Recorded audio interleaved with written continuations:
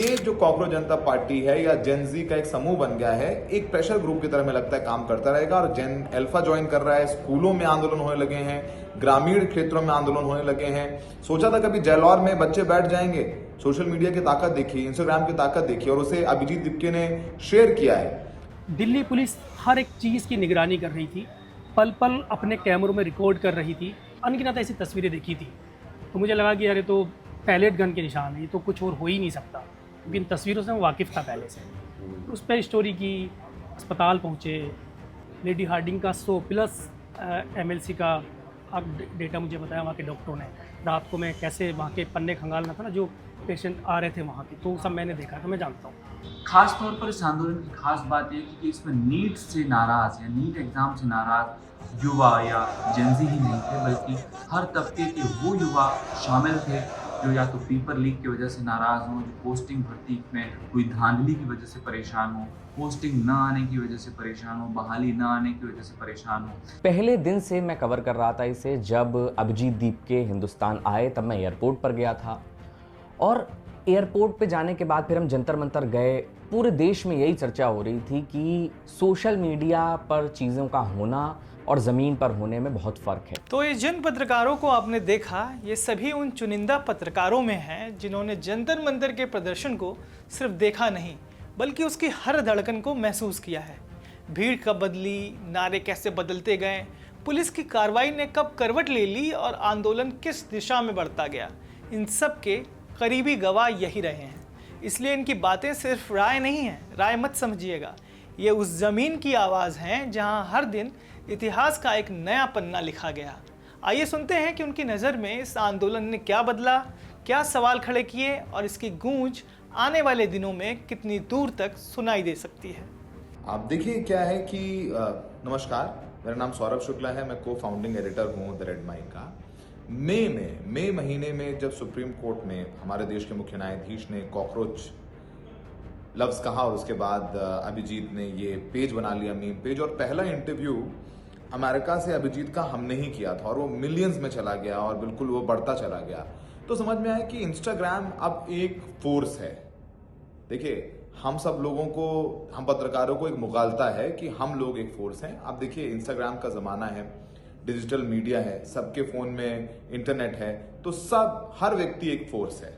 और आप देखिए कि जिस तरीके से आंदोलन चला, इंस्टाग्राम पर आंदोलन खड़ा हो गया, सरकार को भनक नहीं लगी, कैसे वो इंस्टाग्राम से निकल करके सड़क पर आया, जंतर मंतर पर बढ़ता गया, संसद तक मार्च हो गया, लाठीचार्ज हो गई, धर्मेंद्र प्रधान जी को इस्तीफा देना पड़ा, FIRs लगभग विड्रॉ कर ली गई हैं। इतनी ताकत। अब देखिए, जेन जी ने आंदोलन किया, अब सोशल मीडिया कहीं तक पहुंच जाए, टीवी अखबार ना पहुंचे लेकिन रील्स पहुंच जाती हैं। अब देखिए, जेन अल्फा गया कि एक स्कूल में हैंडपंप नहीं है, पंखे नहीं चल रहे हैं, तो उसके लिए प्रदर्शन हो गया, वहां DM साहब को खुद आना पड़ा बच्चों से बात करने के लिए।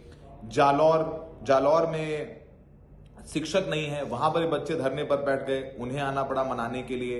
तो अब धीरे धीरे जो काम न्यूज चैनल्स को करना चाहिए था, पत्रकारों को करना चाहिए था, अब वो सिटीजन जर्नलिस्ट वाली बात हो गई है, वो भी शुरू हो गया है।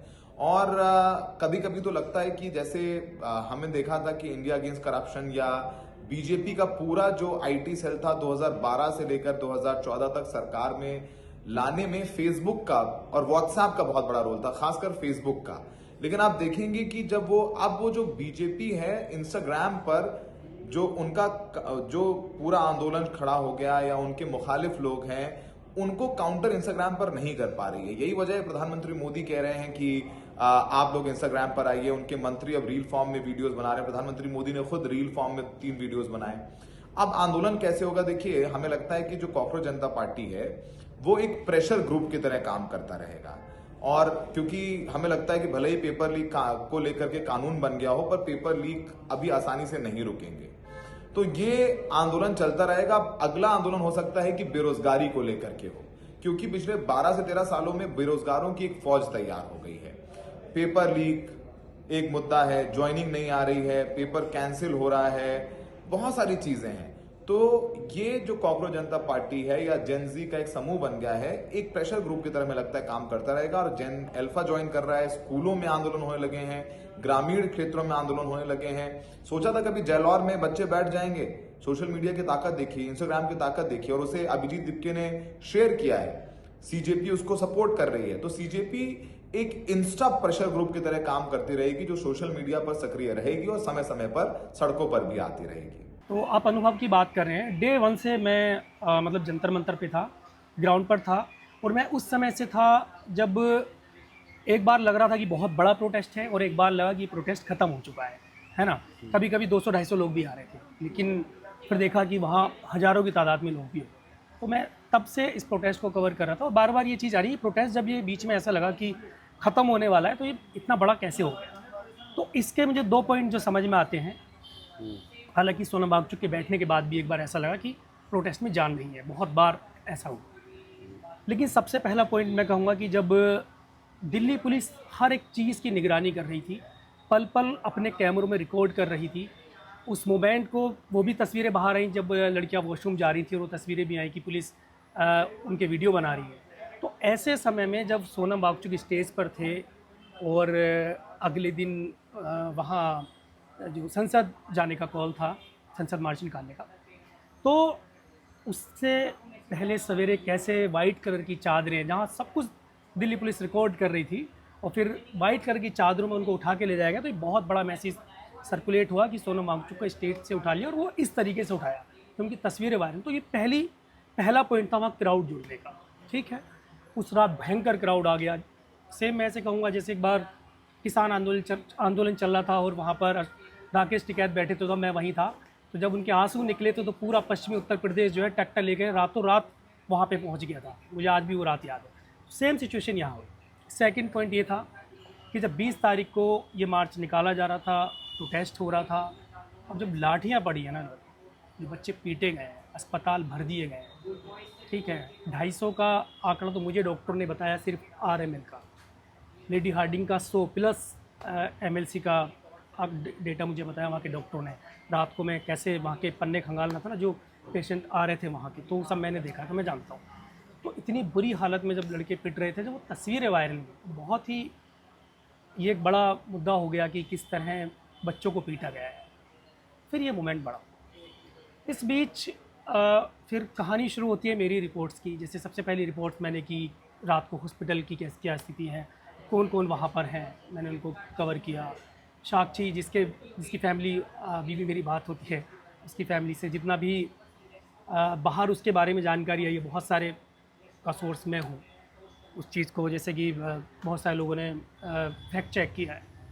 इसके बाद पैलेट गन वाली स्टोरी, जब शुरू में ही उसकी एक तस्वीर आई थी तो हमें लगा था कि पैलेट तो चलिए, क्योंकि कश्मीर में जब तस्वीरें आती थी, कैसे मैंने जब मैं पुराने ऑर्गेनाइजेशन में था तो मैं वहाँ हाइपर लोकल देखता, तो मेरा रिपोर्टर था कश्मीर में, वहाँ कुछ भी होता तो तमाम वहाँ से खबरें भेजते। तो मैंने वो अनगिनत ऐसी तस्वीरें देखी थी, तो मुझे लगा कि अरे तो पैलेट गन के निशान है, ये तो कुछ और हो ही नहीं सकता, क्योंकि इन तस्वीरों से मैं वाकिफ़ था पहले से। तो उस पर स्टोरी की, अस्पताल पहुँचे, लोगों से मिले, जुड़े, 2-2 घंटे 3-3 घंटे अस्पताल के बाहर वक्त बिताया, ताकि ऊपर से कॉल आ जाए, पास बन के आ जाए मेरा, ताकि मैं उससे जाके मिल लूँ। इस तरह की चीज़ें हुई। फिर ट्रक वाली स्टोरी, कैसे ट्रक घूम रहा था वहाँ, कौन है क्या है, तो उसको पता लगाने की कोशिश की मैंने। पुलिस से मिला, उनकी बाइट लेने की कोशिश की, तमाम लोगों से कहीं कोई रेस्पॉन्स नहीं मिल रहा था। फिर नीचे से शुरुआत की। मैंने बताया ना 2 पॉइंट, इस पूरे प्रोटेस्ट के सिर्फ 2 पॉइंट हैं। एक तो सोनम वांगचुक को सवेरे सवेरे उठाना, और उठाना नहीं, सिर्फ चादरों में लपेट के उठाना। उस तस्वीर ने इस देश की जनता को, इस देश के युवाओं को भावुक कर दिया। उन तस्वीरों में भावुकता थी कि किस तरह किसी बुज़ुर्ग आदमी को जो इतने लंबे समय से भूखा है, उसको किस तरह दिल्ली पुलिस उठा कर ले जा रही है। तो अपने आप में ये चीज़ें क्लिक कर रही थी। तो लोगों में ये बहुत ही मैसेज इतनी तेज़ी से सर्कुलेट हुआ। छोटे छोटे मैं भी कहाँ था मुझे याद नहीं, जब मैंने देखा तो मैं बहुत हैरान था कि बताइए ये तस्वीर आ रही है जंतर मंतर पे, मैं वहाँ क्यों नहीं हूँ। तो एज ए रिपोर्टर मुझे ऐसा लग रहा है, इतना भले सवेरे की 5 बजे की या 7 बजे की बात है, मैं वहाँ क्यों नहीं हूँ। तो एक रिपोर्टर के तौर पर मुझे ऐसा लग रहा था जब ये इंसिडेंट हुआ मुझे वहाँ होना चाहिए था। तो बाकी तो पब्लिक है, उन्होंने देखा, ऑब्ज़र्व किया कैसे हुआ। तो बच्चों की जो पिटाइयाँ हुई हैं, उनकी जो तस्वीरें आई हैं, लड़कियों के साथ जिस तरह की जास्तियाँ हुई हैं, उन्हें तस्वीरों को कौन भुला सकता था। फिर वो आंदोलन बढ़ा। अभी हाल में दिल्ली के जंतर मंतर में नीट मुद्दे को लेकर जेनजी का जो आंदोलन हुआ, स्टूडेंट्स का तकरीबन 1 महीने से ऊपर का जो आंदोलन हुआ उसको बतौर रिपोर्टर मैंने ग्राउंड ज़ीरो से कवर किया और शुरू से आखिर तक किया। जंतर मंतर पर जो नज़ारे दिखे वो हाल के जितने भी आंदोलन हुए हैं, जिसमें किसान आंदोलन रहा, CA/NRC को लेकर मुस्लिम अल्पसंख्यकों का आंदोलन रहा, उसके अलावा रेसलर्स का भी विरोध प्रदर्शन धरना जंतर मंतर पर देखने को लगा। उस सभी आंदोलनों से ये आंदोलन कई मामलों में अलग था, क्योंकि ये युवाओं का आंदोलन था। स्पेसिफिक किसी जाति, धर्म, समुदाय या फिर किसी प्रोफेशन से हट के सारे क्षेत्र के सारे समुदायों के युवाओं का समग्र आंदोलन था। सोशल मीडिया पर इस आंदोलन को ज़बरदस्त समर्थन मिला। कई लोगों ने कहा कि ये आंदोलन इंस्टाग्राम से ही तैयार हुआ, इंस्टाग्राम पर ही चला और फिर ज़मीन पर उतरा। Cockroach Janata party, chief justice of India के एक्टिविस्ट को उन्होंने जो कॉकरोच कहकर संबोधित किया, उसके बाद एक व्यंग्य के तौर पर शुरू हुई कॉकरोच जनता पार्टी को पहले इंस्टाग्राम पर अपार समर्थन मिला। शुरू में सबको संदेह था कि क्या जो इंस्टाग्राम पर इन लोगों को इतना समर्थन मिल रहा है, कई मिलियंस में फॉलोअर हो गए, क्या ये ज़मीन पर भी दिखेगा। शुरू में जब कॉकरोच जनता पार्टी के फाउंडर अभिजीत दीप के दिल्ली आए, उन्होंने अलग अलग शहरों में घूम कर एक तरह से कई रैलियां की, लोगों से मिले, लेकिन उसके बाद ये आंदोलन और उनकी मुहिम ठंडी पड़ती दिखी, कमज़ोर होती दिखी। लेकिन फिर से जब जंतर मंतर पर सोनम वांगचुक ने उनके साथ धरना प्रदर्शन में ज्वाइन किया, उसके बाद ये आंदोलन एक तरह से रफ्तार पकड़ा। सोनम वांगचुक की बिगड़ती तबीयत ने एक तरह से लोगों को जागृत किया। जैसे जैसे उनकी हेल्थ में डिटीरियरेशन हो रहा था, लोगों की एक तरह से भावनाएं जुड़ती गईं, युवा भी जुड़े, मध्यम वर्ग के लोग जुड़े। खास तौर पर इस आंदोलन की खास बात यह थी कि इसमें नीट से नाराज़ या नीट एग्ज़ाम से नाराज़ युवा या जेनजी ही नहीं थे, बल्कि हर तबके के वो युवा शामिल थे जो या तो पेपर लीक की वजह से नाराज़ हों, जो पोस्टिंग भर्ती में हुई धांधली की वजह से परेशान हों, पोस्टिंग न आने की वजह से परेशान हों, बहाली न आने की वजह से परेशान हों, अग्निवीर में जो भर्ती हुए छात्र हैं या जो एस्पिरेंट थे, जो आर्मी में फ़ौज में भर्ती होना चाहते थे, जिनकी उम्मीदों पर इस वजह से पानी फिर गया क्योंकि अग्निवीर में से 4 से 5 साल की सर्विस ही दी जा रही है। ऐसे में जितने भी युवाओं का आक्रोश था, अलग अलग state PCS, police, bank, PO, SI, police भर्ती, इन सब में जितनी धांधलियाँ हुई, पेपर लीक हुई, इन सब से नाराज़ युवा दिल्ली के जंतर मंतर पहुँचा। ये तो ये युवाओं का बड़ा धड़ा था जो परीक्षा लीक, परीक्षा की खामियां, उसके अलावा पूरी शिक्षा व्यवस्था में सुधार को लेकर पहुंचा था। दूसरे तबके ऐसे भी थे कि जो विपक्षी धड़े थे मोदी सरकार के विरोध में, जो इतने सालों से रहे हैं, वो भी अपनी अपनी मांग लेकर पहुंचे और इस आंदोलन का हिस्सा बने। चाहे वो मुंबई से शिवसेना का कैडर हो, बंगाल से TMC का कैडर हो, कांग्रेस का, यूथ कांग्रेस का लीडर हो, तमाम वो लोग, सेवा दल के लोग वहाँ पर नाश्ता खाना बांटते देखे। ऐसे में ये आंदोलन को एक राजनीतिक समर्थन भी व्यापक पैमाने पर मिला और ये आंदोलन बड़ा होता चला गया। अगर दूसरे आंदोलनों से तुलना करें तो ये इस मायने में नया और अनोखा आंदोलन था क्योंकि पहली बार जिस जनरेशन को कहा जाता था कि ये जनरेशन फोन में घुसी रहती है, उस जनरेशन का बड़े पैमाने पर इसमें योगदान दिखा। उन्होंने अपने एक नवोन्मेष को जन्म दिया, एक इनोवेटिव तरीके से सरकार हो, प्रशासन हो, पुलिस हो, उन पर तंज कसा, वायरल मीम्स हुए, रील्स हुए और उन रील्स मीम्स के ज़रिए ये आंदोलन खड़ा हुआ, उसको एक तरह से फ्यूल मिला और ये आंदोलन बढ़ता चला गया। सबसे ख़ास बात इस आंदोलन की ये रही कि जो यंग लीडरशिप थी, अभिजीत दीप के, सौरभ दास, आशुतोष रांका, इन्होंने बहुत ही मैच्योरिटी का परिचय दिया। सरकार से बातचीत के दौरान अपनी मांगों को पहले तो मनवाया, अतिरिक्त मांगों को भी सैद्धांतिक तौर पर मनवाया और ज़बरदस्ती अड़े नहीं रहे। एक समय आकर सरकार के साथ मांगे मनवाने के बाद प्रोटेस्ट को पीछे ले लिया और प्रदर्शनकारियों को कहा कि वो घर चले जाएं और अभी भी उनका सरकार विरोधी जो स्टैंड है वो बरकरार है।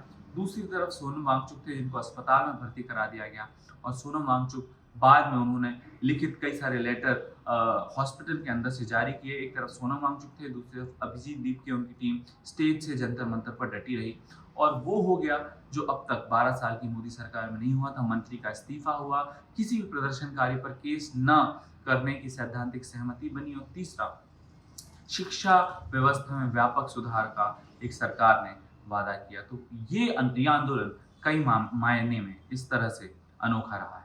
पत्रकारिता के अपने करियर में मैंने कई आंदोलन कवर किए, बड़े आंदोलनों में CNRC का आंदोलन कवर किया है, किसान आंदोलन कवर किया है, और फिर उसके बाद जो जंतर मंतर पर ये CJP का प्रोटेस्ट हुआ। पहले दिन से मैं कवर कर रहा था इसे। जब अभिजीत दीप के हिंदुस्तान आए तब मैं एयरपोर्ट पर गया था, और एयरपोर्ट पे जाने के बाद फिर हम जंतर मंतर गए। पूरे देश में यही चर्चा हो रही थी कि सोशल मीडिया पर चीज़ों का होना और ज़मीन पर होने में बहुत फ़र्क है। लगातार इस चीज़ पे क्रिटिसिज्म किया गया कि भाई इतनी सारी जनता जो सोशल मीडिया पर दिखाई देती है वो ज़मीन पर क्यों नहीं पहुंची, ग्राउंड पे क्यों नहीं पहुंची। और फिर वहीं से शुरू हुआ कि ये तो जेनजी का मूवमेंट है, यूथ के पास इतना ना तो टाइम है और ना वो इतना ज़्यादा डेडिकेटेड है ऐसे किसी आंदोलन को लेकर के।